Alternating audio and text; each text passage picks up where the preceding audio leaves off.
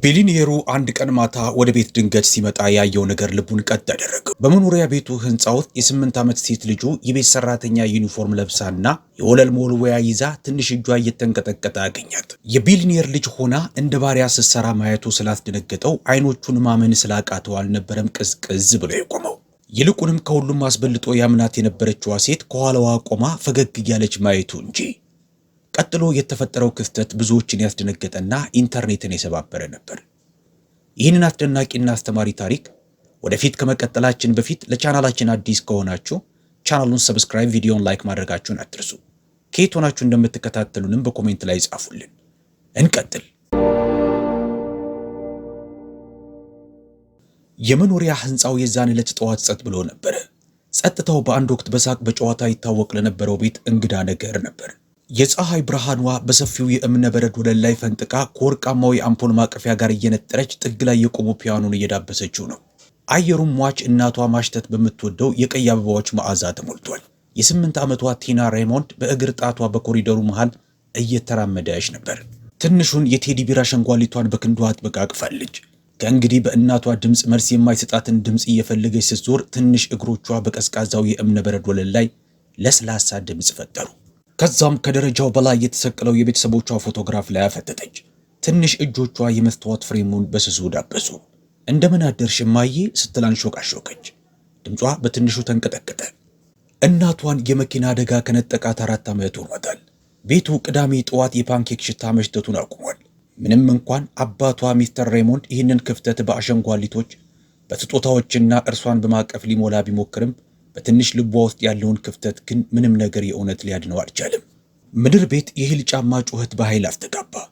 ክላራ የሚስተር ሬይሞንድ አዲሷ ሚስት፣ ረጅም ሽክ ያለችና ቲናን የሚያስነጥሳትን ሽቶ ሁልጊዜ የምትቀባዋ ሴት ከእንቅልፏ ተነስታ ነበረ።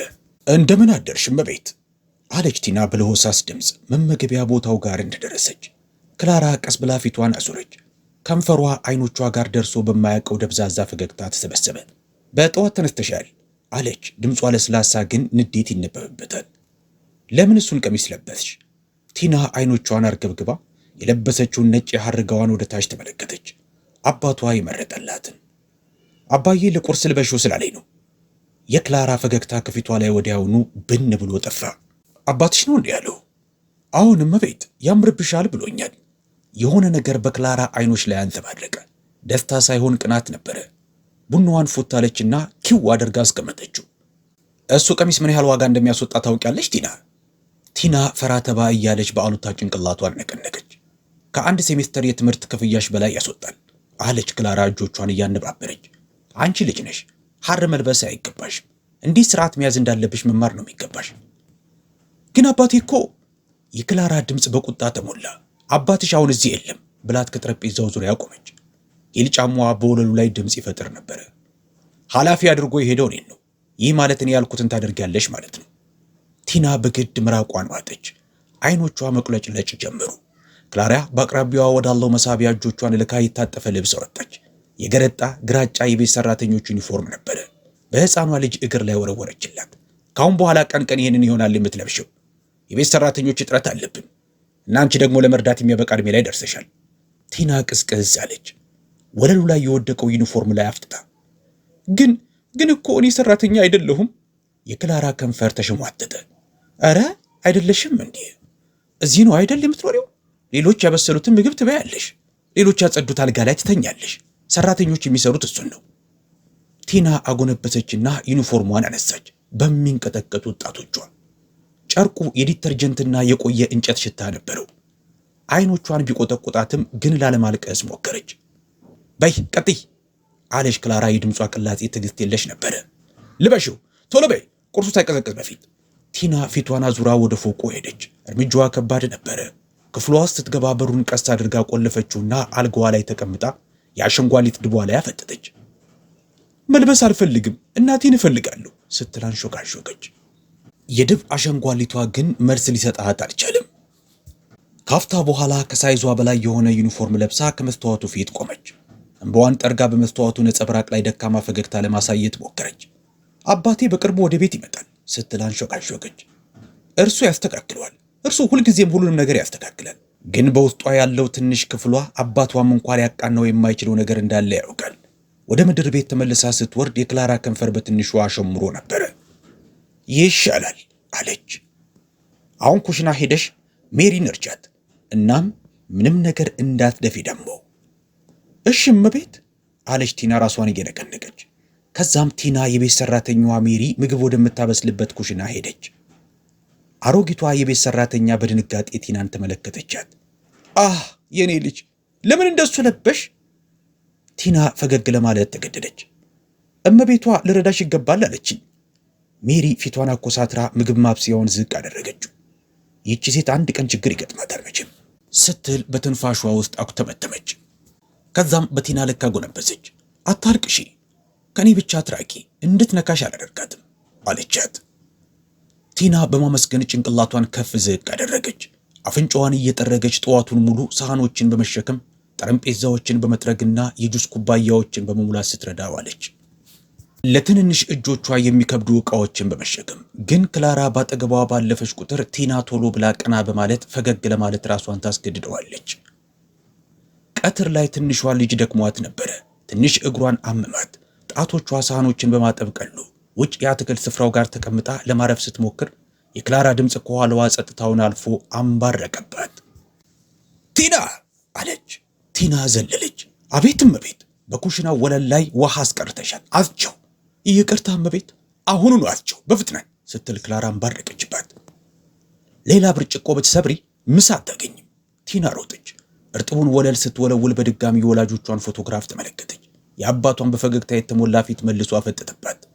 ናፍቀኸኛል አባዬ ስትል አንሾካሾከች። የዛን ዕለት ማታ በመስኮቷ አጠገብ ተቀምጣ የመኪና መንገዱን መመልከት ጀመረች። አባቷ እንደሚደውልላት ቃል ገብቶላት ነበረ፣ ግን የስልክ መስመሩ ተይዟል ነው የሚለው። አሸንጓሊቷን ጨምድዳ ይዛ ጠበቀች፣ የአይን ጭራዋ እስኪከብዳት ድረስ። ትንሽ ድምጿ በምሽቱ ውስጥ ቀስ እያለ ገብቶ ጠፋ። ምናልባት ነገ ወደ ቤት ይመጣል ስትል ለራሷ አንሾካሾከች። ምድር ቤት ግን ክላራ ስልክ እያወራች ነበረ። ሳቋ ቤቱን ሞልቶታል። አዎን የኔ ፍቅር፣ ሁሉም ነገር ሰላም ነው እዚህ። አሁን ስርዓት እየያዘች ነው። ሬሞንድ እስከሚቀጥለው ሳምንት ድረስ አትመለስም። እንግዳውስ እስከዛ ድረስ ቤቱ የኔ ነው።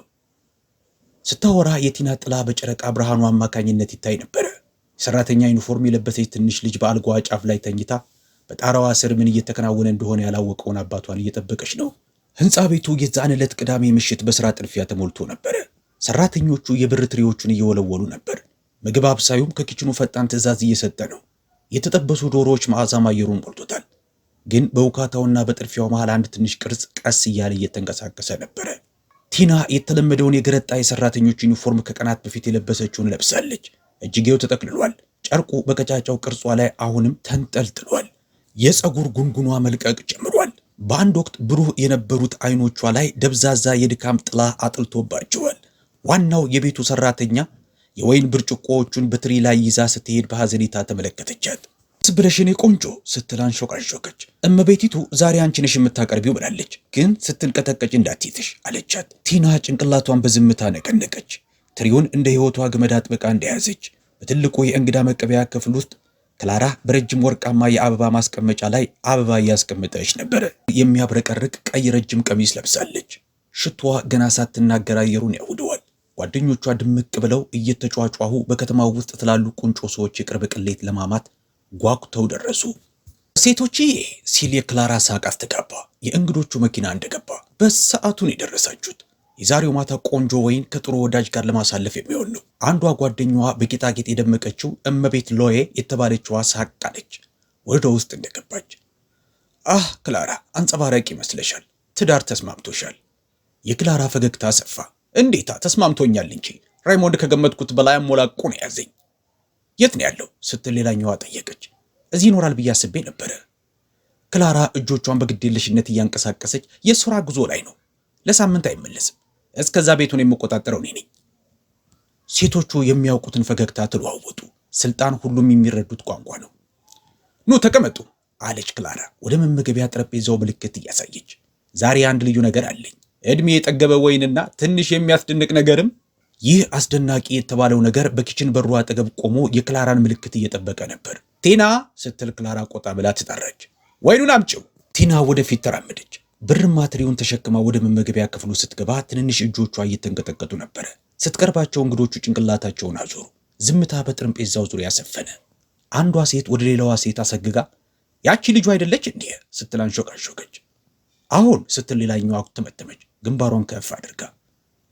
ታዲያ ለምንድን ነው እንደ ሰራተኛ የለበሰችው? ክላራ ያልሰማች በማስመሰል በስሱ ፈገግ አለች።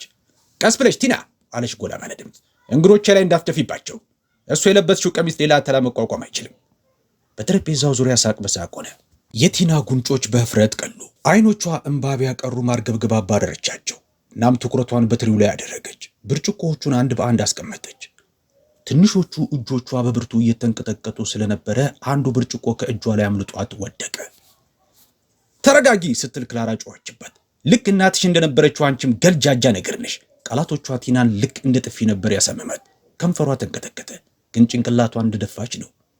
መሮጥ ፈልጋ ነበር፣ ግን በውስጧ የሆነ ድምፅ አባቴ ተመልሶ ይመጣል ጠብቂ ሲል አንሾካሾከላት። ሴቶቹ መብላት ሲጀምሩ ቲና ግድግዳዋ አጠገብ ድምጿን አጥፍታ እንቅስቃሴ አልባ ሆና ቆማ ሲስቁ ሲያወሩ ተመለከተች። የአንገት ሐብላቸው በብርሃኑ ስር ያንጸባርቅ ነበር። ስለ እረፍት መዝናኛዎችና ስለ ዕቃ ግዢዎች ሲያወሩ እጃቸውን እያውለበለቡ ነው። ማናቸውም ሁለት ያልተመለከቷትም ከእመቤት ለዋይት በስተቀር። ልጅቷን በዝምታ እያጤነቻት ነበር። ከእይታዋ ኋላ አንዳች የተደበቀ ነገር ነበር። ከምግብ በኋላ በሚቀርበው ጣፋጭ ወቅት ክላራ ወንበሯ ላይ ደገፍ ብላ ተቀምጣ ወይኗን እያጣጣመች ታውቃላችሁ፣ ሬሞንድን ባገባሁት ጊዜ ይሄ ቤት ተመሰቃቅሎ ነበር። ሟች ሚስቱ ይችን ልጁን ጭምልቅልቅ አድርጋት ነበር። ስርዓት ማስያዝ ነበረብኝ። ጥሩ ስራን የሰራሽው አለች አንዷ ጭንቅላቷን እየነቀነቀች። ልጆች ስነ ምግባር ያስፈልጋቸዋል። በትክክል አለች ክላራ። የችኛዋ አሁን ቦታዋን አውቃለች፣ ታገለግላለች፣ የሚሏትን ታዳምጣለች። ምናልባትም አንድ ቀን በስርዓት ስላስተማርኳት አመስጋኝ ትሆናለች። በዚህ ጊዜ ነበር ቲና ድንገት ሽኳውን የጣለችው። ድምፁ ከእብነበረዱ ወለል ጋር ሲያልፍ ጎላ ያለ ድምፅ ፈጠረ። ሁሉም ሰው ፊቱን አዞረ። የክላራ አይኖች በወጋሉ። አንሺው አለች። ቲና ለማንሳት ቶሎ ብላ አጎነበሰች። ግን ይህንን በምታደርግ ጊዜ የዩኒፎርሟ ጫፍ የወንበሩን ጠርዝ ይዞ ኖሮ ተቀደደ። ለስላሳ የሲቃ ድምፅ ከንፈሯን አመለጣት። በስርዓት መቆም እንኳ አትችም ስትል ክላራ ጮኸችና ተነሳች። ማናቸውም መልስ ከመስጠታቸው በፊት ልጅቷን ፊቷን በጥፊ መታቻት። ጥፊው አስተጋባ። እንግዶቹ ቅዝቅዝ አሉ። ከኪችኑ የሚመጣው ሳቅ እንኳ ቆመ። ቲና ቀጥ ብላ ቆመች። ጉንጮቿ ቀልተው እሳት መሰሉ። ትንሽ እጇ ሽኳውን ይዟል። አትጪው አለች ክላራ በጭካኔ። እናም ማልቀስሽን አቁሚ። ማንም ሰው ደካማ ልጅን አይፈልግም። ማደም ሉዊስ ቀስ ብላ ቆመች። ክላራ ስትል ተጠንቅቃ ጀመረች። ሕፃን ልጅ እኮ ነች። ግን ክላራ በእጇ ምልክት ሰጥታ አሸሸቻት። እባክሽን ሉዊስ፣ አንቺ አያገባሽም። ቦታውን መማር አለባት። ቲና ተንበርክካ ወለሉን በናፕኪኗ ጠረገች። ጉሮሮዋ ላይ የተሰነቀረውን ሳግ ለመዋጥ እየሞከረች። እንቧ በዝምታ ወለሉ ላይ ፈሰሰ። ግን ድምፅ ለማውጣት አልደፈረችም። ስትጨርስ ወደ ኋላ በመሄድ ጭንቅላቷን ደፋች። ይቅርታ እመቤት። ክላራ አልመለሰች። በድጋሚ ፊቷን ወደ ጓደኞቿ አዞረች፣ ምንም እንዳልተፈጠረ በማስመሰል። ሳቁ ቀጠለ፣ ምንም እንኳ በግድ የተፈጠረ ቢመስልም።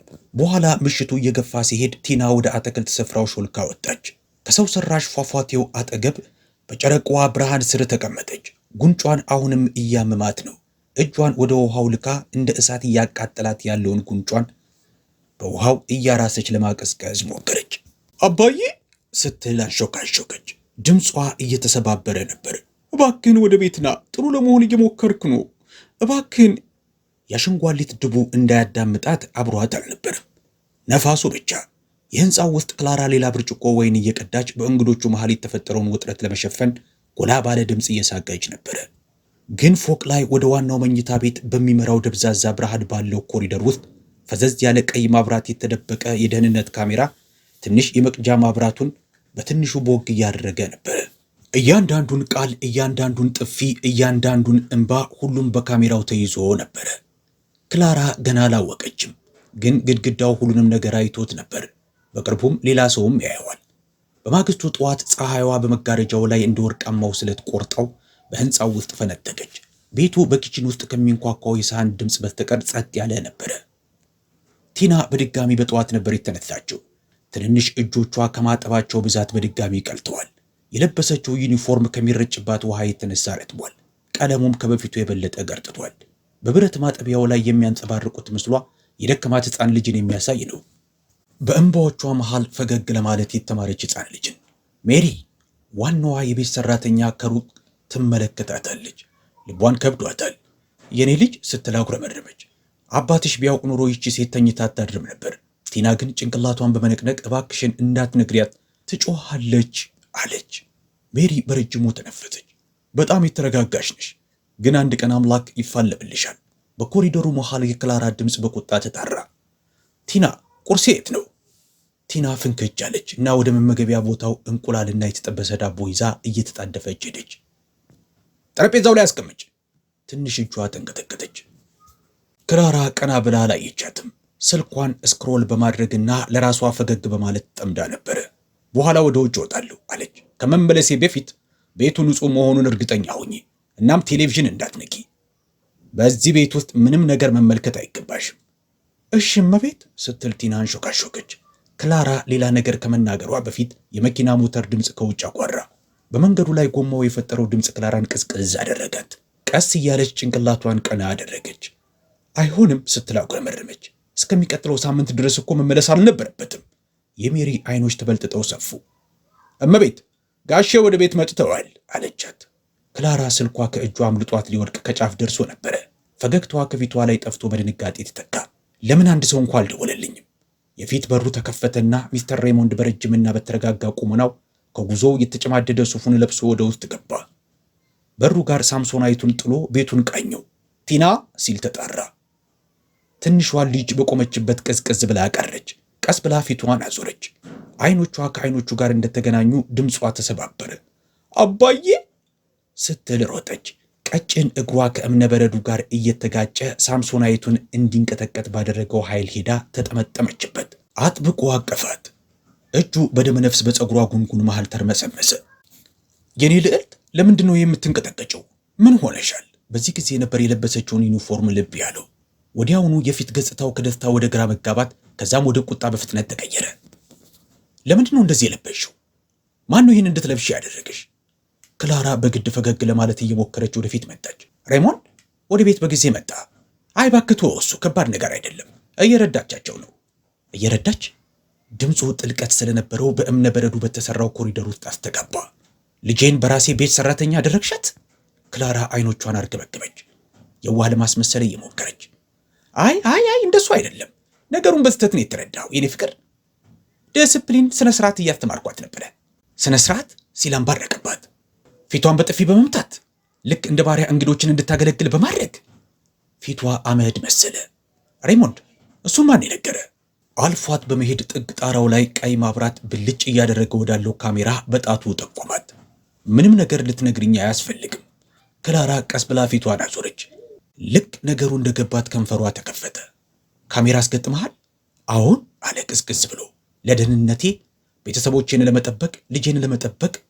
ስልኩ በእጁ ላይ ነበረ። አንዴ ሲነካው ሳሎን ውስጥ ባለው ሰፊ ቴሌቪዥን ላይ ምስሉ ቦግ አለ። የእራት ግብዣው ላይ የነበረው የክላራ ሳቅ ክፍሉን ሞላው፣ በጭካኔና በጩኸት ተሞልቶ። ከዛም እንዲህ የሚለው ድምፅ ተከተለ። ምን ባካችሁ፣ የባሌ ልጅ ናት።